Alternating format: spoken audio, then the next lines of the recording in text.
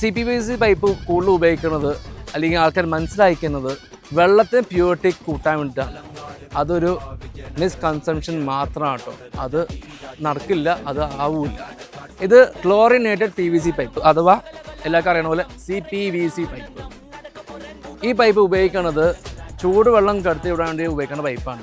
അതായത് 93 ഡിഗ്രീസ് വരെ ഇതിൻ്റെ അകത്ത് ചൂടുവെള്ളം വിട്ടാലും ഇത് വിസ്റ്റാൻഡ് ചെയ്യും, ഇത് വളയുമില്ല, ചളങ്ങൂല, ഒന്നും സംഭവിക്കില്ല. പക്ഷേ ഈ ഇടയ്ക്ക് ഞാനൊരു വീഡിയോ കണ്ടതായിരുന്നു. അതിൻ്റെ അകത്ത് പറഞ്ഞത് ഈ CPVC പൈപ്പ് കൂടുതൽ ഉപയോഗിക്കുന്നത് അല്ലെങ്കിൽ ആൾക്കാർ മനസ്സിലാക്കുന്നത് വെള്ളത്തിന് പ്യൂരിറ്റി കൂട്ടാൻ വേണ്ടിയിട്ടാണ്.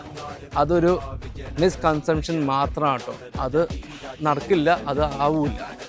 വെള്ളത്തിന് പ്യൂരിറ്റി കൂട്ടണമെങ്കിൽ ക്ലോറിൻ വെള്ളമായിട്ട് മിക്സ് ചെയ്താൽ മാത്രമേ വെള്ളത്തിൻ്റെ ക്വാളിറ്റി ബെറ്ററേ വരൂ.